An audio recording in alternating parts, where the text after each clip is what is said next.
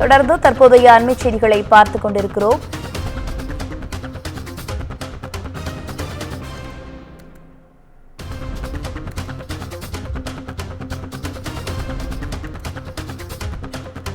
மதுரை கப்பலூர் சுங்கச்சாவடியில் உள்ளூர் வாகனங்களுக்கு ஒரு வார காலத்திற்கு பழைய நடைமுறையை தொடரும் என்ற அறிவிப்பு வெளியாகியுள்ளது.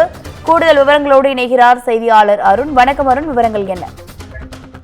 வணக்கம் சாரா. மதுரை கப்பலூர் சுங்கச்சாவடி கட்டணம் வசூல் குறித்து மாவட்ட ஆட்சியர் தலைமையில் முத்தரப்பு பேச்சுவார்த்தையானது தொடங்கி 1 மணி நேரம் தற்போது இந்த பேச்சுவார்த்தை நடைபெற்றது. இந்த பேச்சுவார்த்தையில் உள்ளூர் வாகனங்களுக்கு ஏற்கனவே இருந்த பழைய கட்டண விலக்கு நடைமுறை வரும் என்றும் அதுவரை இந்த ஒரு வார காலத்திற்கு இந்த நடைமுறையானது அமலுக்கு இருக்கும் என்றும், மேலும் இந்த பேச்சுவார்த்தையில் உள்ளூர் வாகனங்கள் எண்ணிக்கை குறித்து மாவட்ட ஆட்சியர் மூலம் கணக்கு தெரிவித்து அது தொடர்பாக தேசிய நெடுஞ்சாலைத்துறை ஆணையத்துக்கு அனுப்புவதாகவும், அதன் பிறகு அவர்கள் முடிவெடுக்கும் வரை இந்த உள்ளூர் வாகனங்களுக்கு கட்டண விலக்கானது அளிக்கப்படும் என்றும் தெரிவிக்கப்பட்டிருக்கிறது.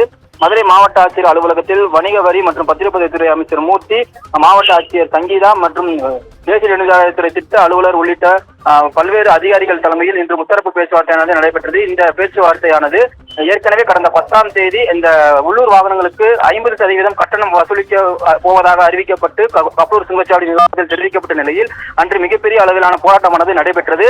அதன் பிறகு இன்று திங்கட்கிழமை மாவட்ட ஆட்சியர் அலுவலகத்தில் முத்தரப்பு பேச்சுவார்த்தையானது நடைபெறும் என தெரிவிக்கப்பட்ட நிலையில் தற்போது இந்த பேச்சுவார்த்தையானது 1 மணி நேரம் நடைபெற்றது. இந்த பேச்சுவார்த்தையில் உள்ளூர் வாகன அதாவது கப்பலூர் சுங்கச்சாவடி எதிர்ப்பு குழுவினர், உள்ளூர் வாகன ஓட்டிகள், மாவட்ட ஆட்சியர், பத்திரப்பதிவுத்துறை அமைச்சர் மூர்த்தி, தேசிய நெடுஞ்சாலைத்துறை திட்ட அலுவலர் உள்ளிட்ட அதிகாரிகள் தலைமையில் நடைபெற்றது.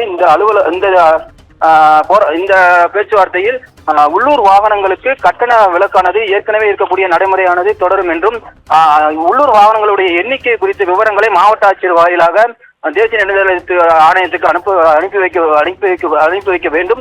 அதன் பிறகு அவர்கள் எடுக்கக்கூடிய முடிவு எடுக்கப்படும் என்றும் அந்த திட்ட அலுவலர் தெரிவித்திருப்பதாக தெரிவிக்கின்றனர். மேலும் இந்த கப்பலூர் சுங்கச்சாவடி விவகாரம் குறித்து ஏற்கனவே இருக்கக்கூடிய அந்த கட்டண விலக்கானது நடைமுறை இருக்கும் என்றும் தெரிவிக்கப்பட்டிருக்கிறது. சாரா, விவரங்களுக்கு நன்றி அருண்.